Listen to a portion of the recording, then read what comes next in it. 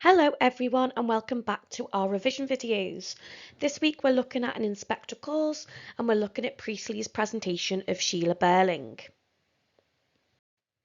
Our overarching question for today's session is looking at how does Priestley present Sheila as an enlightened character. So enlightened just means somebody that has knowledge and has this awareness of what's going on. Okay, and we need to investigate Sheila's knowledge and awareness of what is going on within her family dynamics, what is going on within society. Now, some key Priestley's intentions that we need to look at before we dive into the analysis. Priestley wanted his audience to be responsible for their own behaviour and be responsible for the welfare of others. This recognition of responsibility can only be achieved by an enlightened community, okay, so by a community that is knowledgeable. Priestley also uses Sheila's character to warn the dangers of how parental influence can solidify the stagnant nature of society. Priestley uses Sheila as a vehicle to promote socialism and encourage the collapse of hierarchical boundaries within society.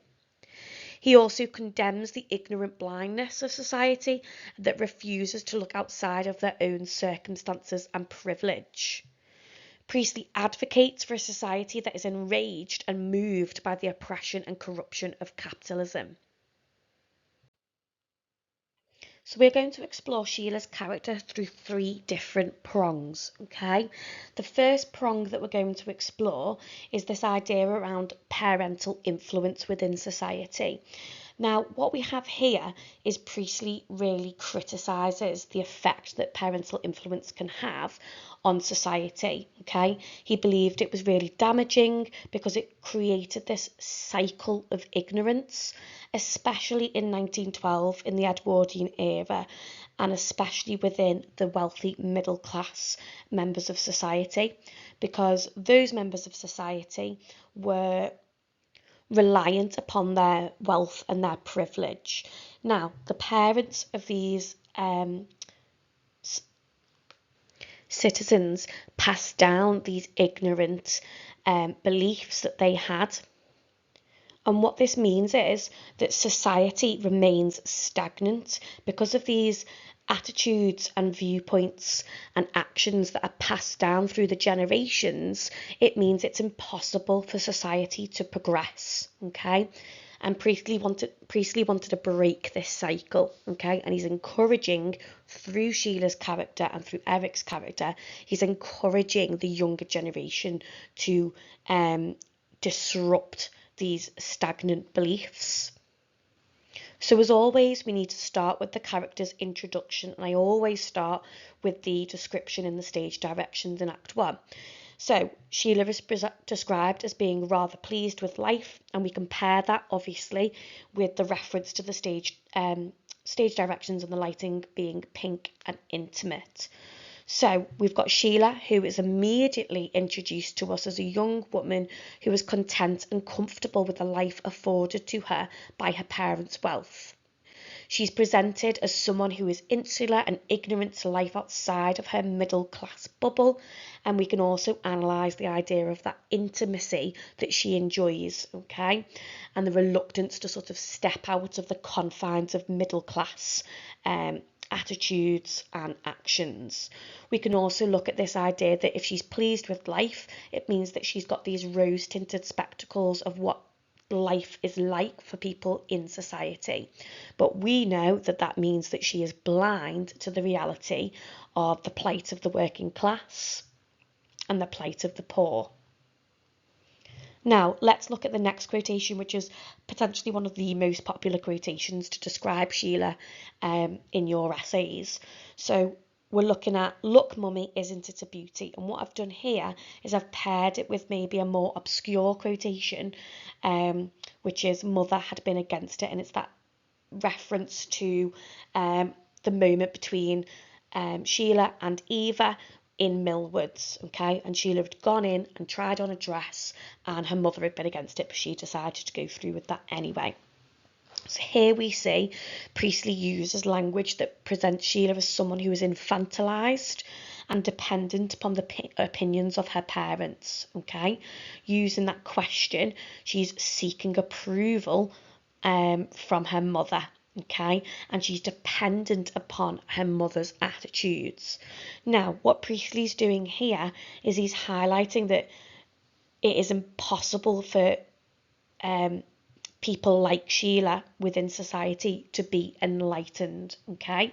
Because you cannot be enlightened if you're relying upon tradition and the stagnant views of the elder generation. And what we see here at the beginning of the play is Sheila repeatedly seeking her mother's approval, okay?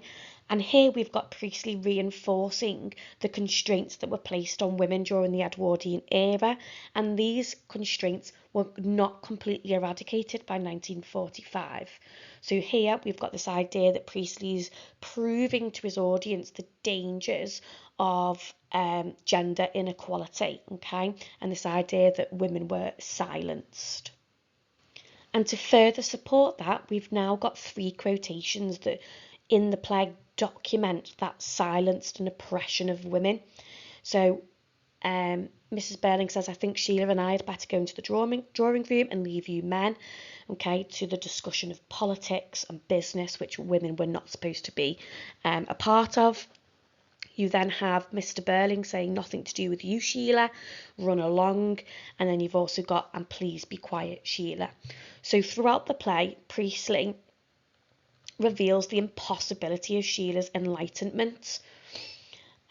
Because without the influence of the inspector, her family continue to attempt to silence her through the evening, which therefore exacerbates the desire for women to remain passive and obedient within society.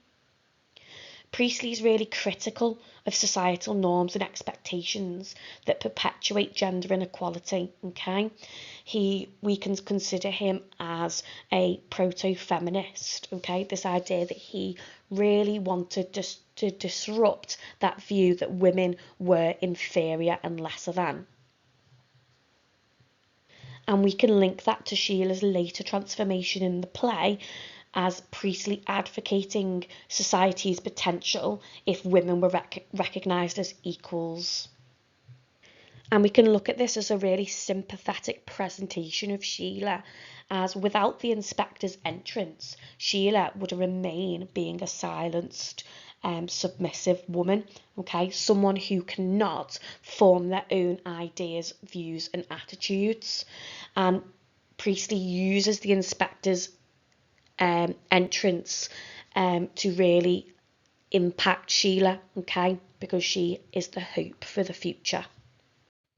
The next prong that we're going to look at is this idea of ignorant blindness, okay? This idea that there are members of society that are blind to the reality of what's going on outside of their bubble. The first one we're going to look at, and we can analyse it in 2 ways, okay? So when Sheila sort of rebukes her father and sort of, criticises his attitude towards the women in the factory, and she says, these girls aren't cheap labour, they're people, we've got this idea that Sheila has the seeds of responsibility, okay? There is that recognition that his workforce, the workforce of the women that are employed by him and in the factory, are not just considered as the route to profit, okay? However, we need to look a little bit deeper into the language, okay? And we need to unpick sort of exactly what Sheila is saying. We've got this idea that she is using the pronoun they, okay? So these girls aren't cheap labour, they are people. And it highlights a continued sense of detachment that's held by wealthy members of society, okay? It's a really sort of sweeping statement, and again we've got that dehumanisation of the working class.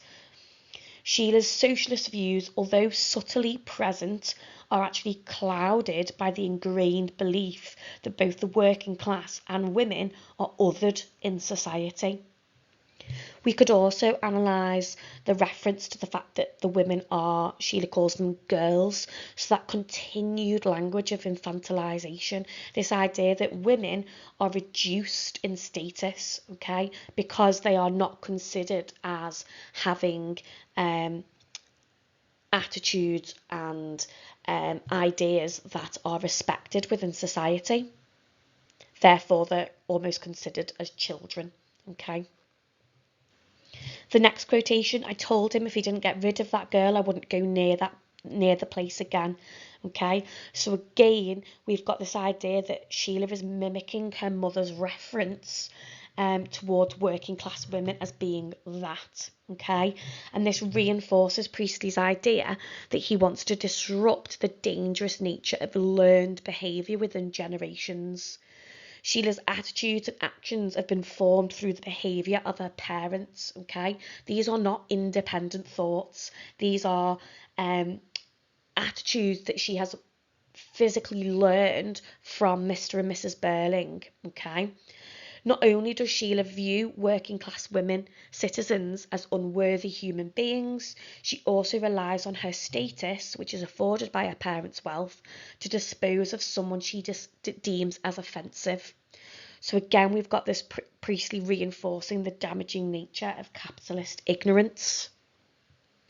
We could also analyse the repeated use of that personal pronoun I, okay, because it's this idea that Sheila is at the forefront of this situation, okay, which really emphasises the selfish nature of the middle class members of society, okay, because she feels that she is superior within that moment and therefore she has the power to use her influence and get what she wants within that moment. The next quotation, when she says to the inspector, or she asks the inspector, did it make much difference to her, which was being fired from Millwoods, okay? And interestingly here, we can look at sort of the Gaelic meaning of Sheila's name, which means blindness. And this reinforces how those in society who enjoy the benefits of the wealth and privilege, they are so ignorant to the reality of those without that privilege.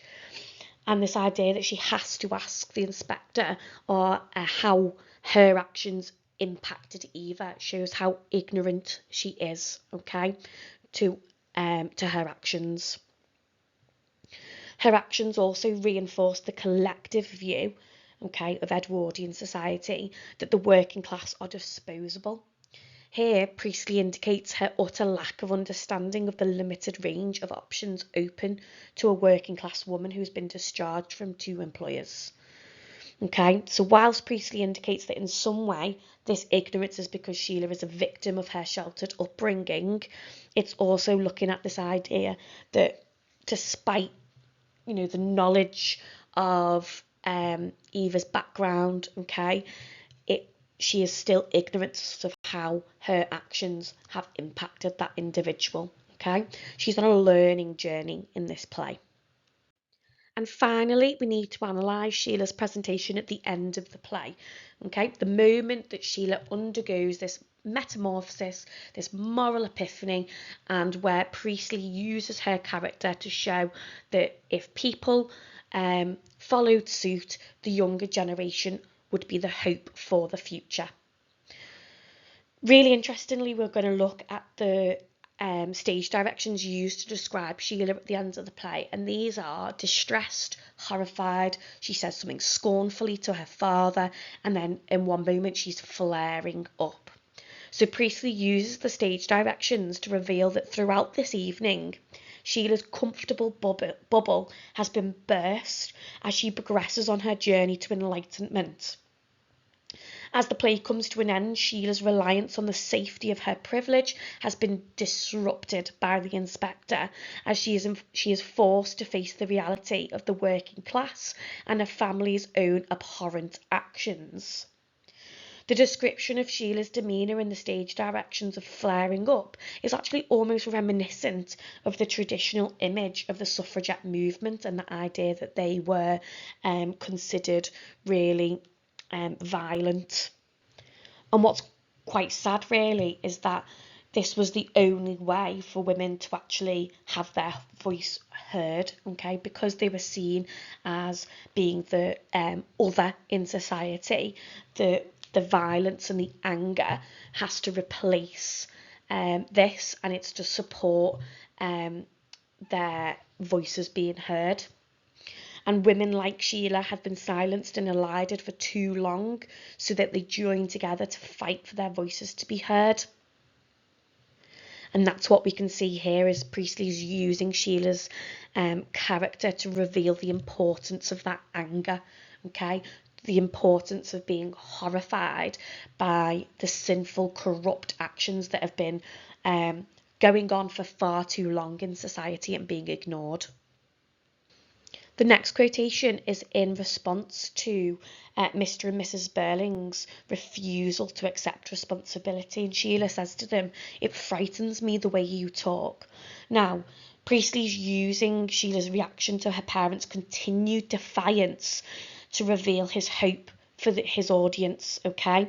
The hope that people will stand up and defy the traditional expectations. The use of the pronouns me and you, okay, emphasises how Sheila has now distanced herself from her parents' views. She no longer accepts the same blindness as they do, okay, that willful blindness that we see from Mr. and Mrs. Birling. We could also analyse the reference to that word talk, and this idea that Sheila is almost horrified that her parents are refusing to take action, okay? They're too busy being self-centered and talking amongst themselves, about themselves, and about how they feel like they have escaped any culpability. And Priestley's using this moment to reveal to his audience the importance of taking action in society, to move society to a more progressive, enlightened model. And finally, we've got that reference to Inspector Gould's leaving departing words, where Sheila says fire and blood and anguish. So here we've got Sheila mimicking Inspector Gould's departing words, which reveals the successful transition that Sheila becomes Priestley's secondary mouthpiece. The inspector is gone, he has left, okay, the dining room, but Sheila continues the inspector's message towards the end of the play. We could look at that repetition of that violent imagery, which has quite clearly impacted Sheila, as she seems almost haunted by that reference. Perhaps this is to indicate that the violence in which Sheila's insular bubble has actually been burst, and she, like the audience, have been thrust into the reality of society, and their comfort has been completely disrupted. So finally, what we can look at is Priestley successfully shows the audience of how to become an enlightened citizen within society, okay? That insular attitude, the ignorant attitudes, can be completely disrupted, and he is encouraging his audiences to move towards a progressive, equal, socialist society. Finally, I just wanted to explore a little bit of critical theory, okay? And what we could explore today is Ouspensky's theory of eternal recurrence. Now, Priestley was actually influenced by this Russian mystic philosopher, Peter Ouspensky, okay? And he believed in this theory of eternal recurrence. And what that means is that the universe has been recurring and will continue to recur in a self-similar form an infinite number of times. So infinite means, repeatedly. Ouspensky believed that our time on the planet was spent travelling along an ever-recurring spiral, and that the aim of all individuals should be to change and improve this spiral and stop making the same old mistakes. I'm sure you are all sort of seeing the pattern within Priestley's play here. In all our lives, we are presented with opportunities to learn and change, a direct sort of link to Sheila's character within the play. And Ouspensky believed that these opportunities that we are presented to learn and change would therefore swing out in a new direction, and that eternal recurrence would be disrupted. So how do we link this critical theory to Sheila's character? So Priestley uses Sheila's character to reveal the possibility for citizens to disrupt this ever-recurring spiral of ignorance and corruption. The inspector's influence on Sheila and his audience gives them an opportunity to change.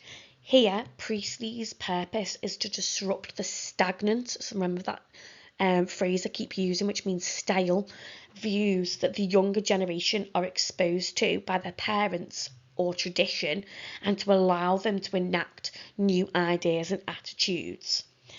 Priestley uses the inspector to offer Sheila a new opportunity to learn and change, and we see that that is successful within the play and Inspector Calls, because she is introduced to us as that naive, materialistic, infantilized young woman who relies upon her parents' approval, who is willing to allow herself to be silenced at the beginning of the play, but then by the end of the play, through that sort of influence of the inspector, Sheila transforms, undergoes a metamorphosis into a knowledgeable, enlightened and proactive young woman, okay? And that is Priestley's vision for society. That is what he's encouraging his audience to also mimic.